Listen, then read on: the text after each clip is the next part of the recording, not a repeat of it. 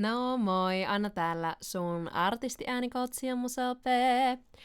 Tänään on vuorossa reaktio, jota mä yritin mahduttaa kyseisen laulajan kuolinvuosipäivän yhteyteen, mutta valitettavasti se ei onnistunut, joten tehdään se tänään. Better late than never, am I right? Vuorossa on siis reaktioanalyysi artisti-laulaja Chester Benningtoniin. No Linkin Parkilta joitain kappaleita jo tiedänkin, mutta ensireaktion tuntua saadaan, kun otetaan käsittelyyn kappale Given Up, joka ei ole mulle niin tuttu.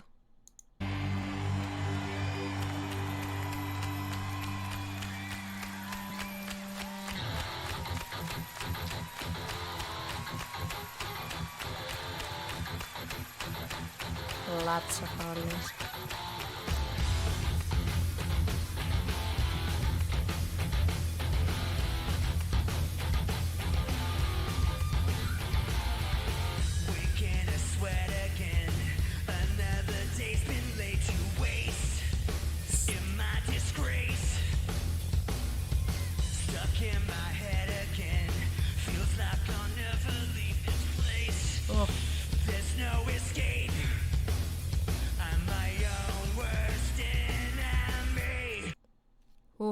I feel like something bigger is happening really soon, so I'm a pause right here.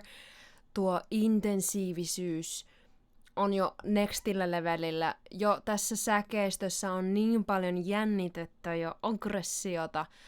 Tuntuu kuin kuuntelijana ja katselijana todistaisin jotain tosi henkilökohtaista. I've given up.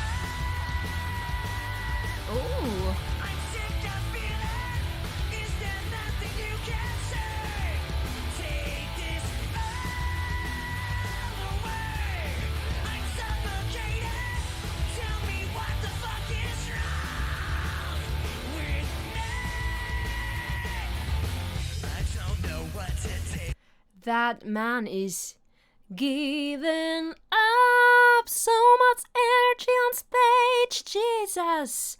His support seems great, but there's definitely a lot of tension here happening in his neck, which most of the time, his neck is not anchored. Thought I was focused, but I'm scared. I'm not prepared. I hide pulling away, looking for help somehow, somewhere, and no one cares. I'm my own worst enemy. I've given up. Yeah.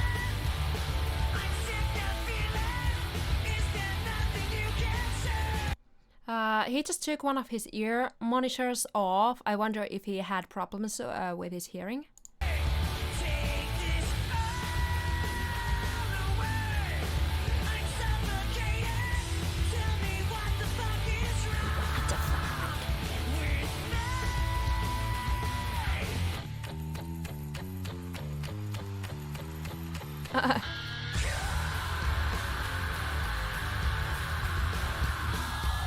Oh, shivers. That riff though.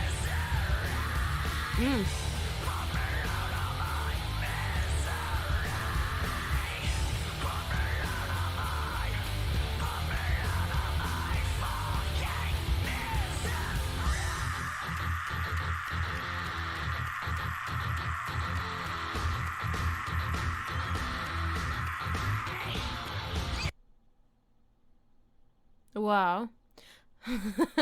Se oli pitkä, mutta miten pitkä? Jotain 20 sekuntia en ehtinyt laskea, ihmettelin ja olin aivan haltiossani tässä, vaan joku varmaan on jo kellottanut tän, joten kertokaa vaan kommenteissa, I wanna know.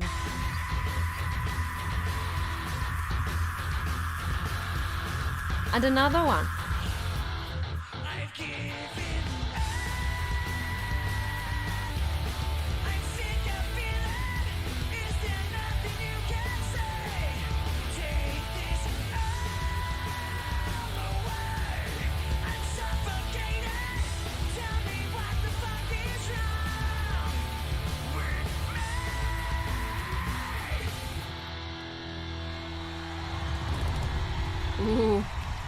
And the audience is going wild. No wonder though, the energy that guy just gave, there was something else.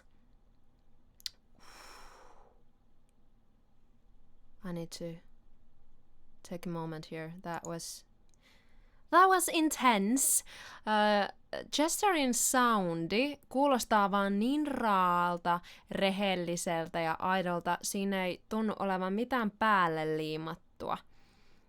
Korkea tenori, korkeat nuotit sytty vaan tosi helposti ja hienosti, ja hänen äänensä oikeastaan tuntui, että pääsi niin kuin täyteen kukkaansa ja täysiin oikeuksiinsa siellä niin kuin ylhäällä. Et se soi siellä tosi rikkaasti ja resonoi hienosti. Hänen laulutekniikkansa kuulostaa kuitenkin aika kuluttavalta. Ja luulenkin, että hänellä saattoi olla jonkin verran ääniongelmia, erityisesti kun hän siirtyi noihin nuotillisiin fry screameihin, ja sitten kun hän lisäsi raspia siis ylipäätään tohon hänen cleanin soundiinsa.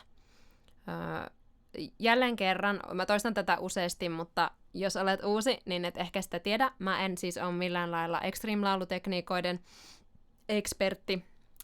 Olen harrastanut näitä ja kiinnostunut niistä vasta sen jälkeen, kun minun ihanat seuraajani ovat minulle näitä rankempia kappaleita, metallikappaleita suositelleet.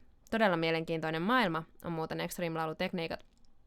Mutta hänen pääasiallinen scream-tyyppinsä on varmaankin tuo fry scream, screamien pituuksien perusteella, false chord screamissa, eli sellaisessa huutolaulutekniikassa, missä sun oikeat äänihuulet ei ole kontaktissa, vaan valeäänihuulet ovat kontaktissa. False chord screamissa siis sun omat äänihuulet ovat auki. Eli ne ei tuota vastusta sinne, eli sä et voi tuottaa pitkään ääntä.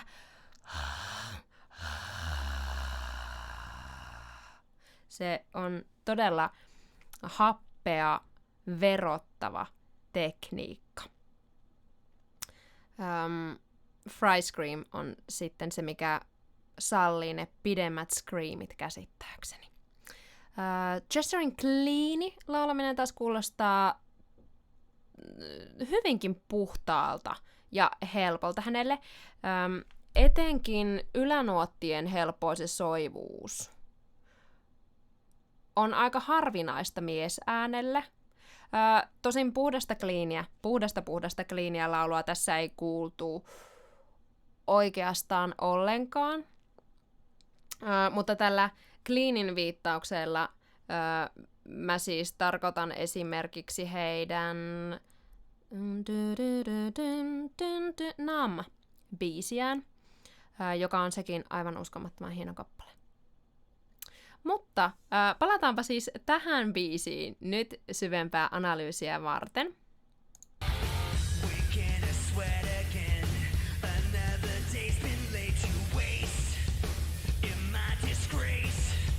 No niin, eli siellä tehokeinona Chester käyttää selkeästi vokaalin kavennosta, waste, disgrace, ja laulaa välillä jopa hampaat yhdessä. I hyperventilate. Ei ole kamalasti volaa. Hänellä on mikki tosi lähellä. Uskoisin, että kiinni hänen kasvoissaan jopa. Ja hän myös pitää mikkiä niin, että se ei juurikaan ota tilaääntä. Ja näin ollen korostaa siis Chesterin vokaaleja.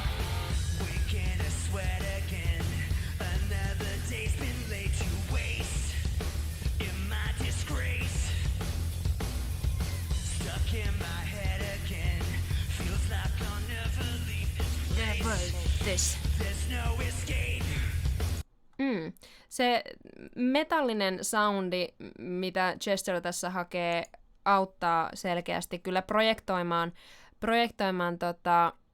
ja siis lävistämään tuon muun instrumentaation päälle ja antaa liidille sitä lisää sitä soolomaisuutta.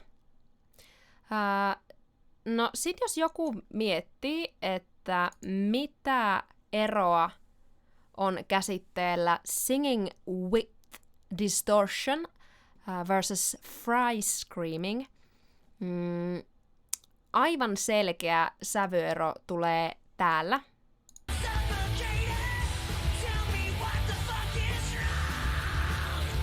Tuossa wrong-sanalla, jossa Chester siirtyy siis fry screaming.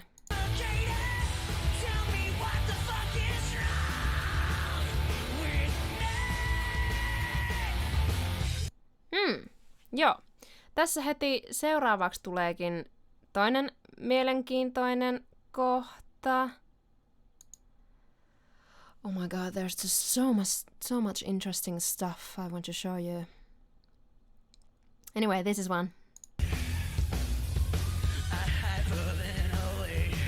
That's sick. Like, I get shivers from that. Did he sing hyperventilate? Because if he did, that is a genius thing to do while singing that kind of line. Shaking your whole body to really project and highlight that part.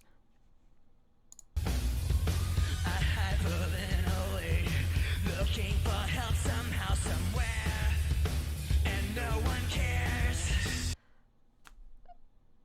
Wow.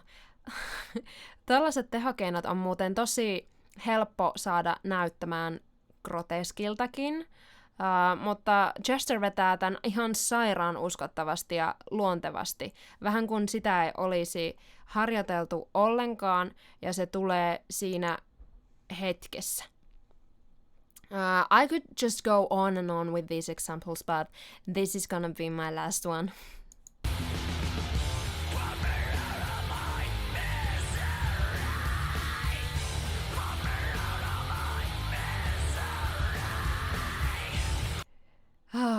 Huomaa, kuinka Chester manipuloi siellä vokaalia.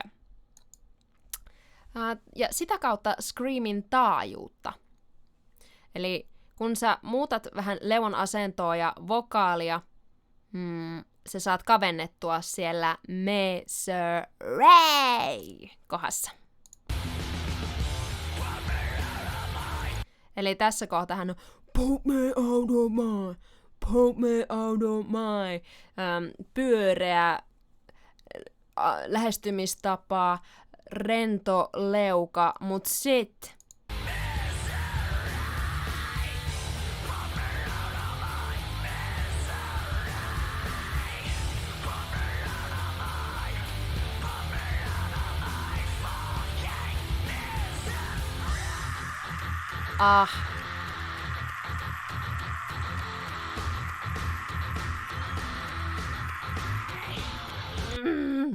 ilme muuttuu, posket nousee, vokaalit levenee, ääntöväylässä on myös kapeampi tila, joten screamin taajuuskin kapenee ja kuulostaa täten korkeammalta. Wow, Chester. Mitä Chesterin tekniikan terveyteen tulee, luulen, että lisätilaa siellä ääntöväylässä olisi kuitenkin tehnyt ajoittain ihmeitä. Sitä oli kyllä paikoin, ja yleisesti ottaen hänen soundinsa oli itse asiassa terveempi loppua kohden kuin biisin alussa. Tämä pieni kritiikki ei kuitenkaan poista sitä faktaa, että Chester oli varmasti yksi aikansa monipuolisimmista ja lahjakkaimmista laulajista, ja aivan varmasti auttoi tuomaan raskaampaa musiikkia populaarikuluttajien tietoisuuteen, ja juurikin sillä, että hänestä löytyi niin monta puolta laulajana, ja onhan hän aivan todella vaikuttava tunteiden välittäjä. Mutta mitä mieltä sä olit tästä esityksestä ja mun reaktiosta siihen? Tuu tuttuun tapaan kommentoimaan tänne videon alle, ja mulle saa aina ehdottaa uusia artisteja ja biisejä kuunneltavaksi. Muista antaa tälle videolle algoritmipeukku, se auttaa mua tosi paljon. Tilaa mun kanava ja klikkaa sitä kelloikonia niin, et myöhästy mun ensi viikon reaktiovideosta ja sen ensi iltachatista. Nähdään toivottavasti siellä. Moi moi!